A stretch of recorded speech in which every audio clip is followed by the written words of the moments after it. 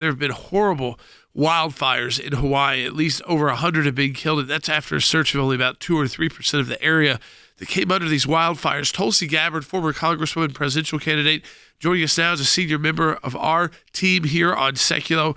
Tulsi, I wanted to ask you She's first. in Hawaii now. Yeah, you're in Hawaii now. They're calling this the worst natural disaster in history, and it seems like we are only at, unfortunately, the very tip of the iceberg when it comes to the amount of casualties. It is inspiring to see how in this time of an unprecedented disaster and tragedy, not only for the state, but for the country, how resilient people are, how much they are coming together to support and show their aloha for one another. The brush fires here on Maui are not that uncommon.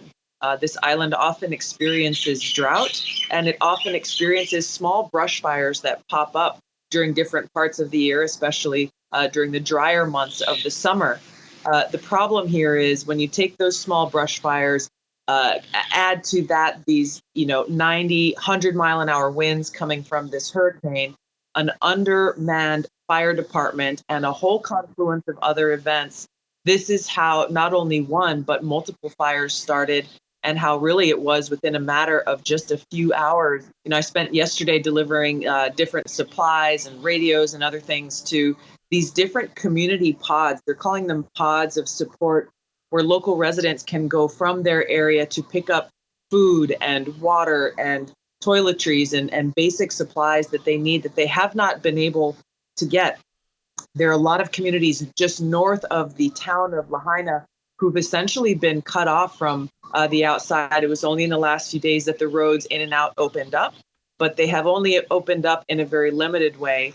A lot of people don't even have gas in their cars to be able to go and drive out and get supplies. So there's still a lot of need here that is not being met. The county, the state, and the federal government, they have officials on the ground, but I got to be honest, the folks out in these communities, many of them that I talked to yesterday, they had not seen a single person come to their community from the county, state, or federal government. Is there enough state and federal support, local support getting out there? I mean, what's your sense of that right now? We have major military bases and assets and resources in this state as the westernmost point really for the military in this country.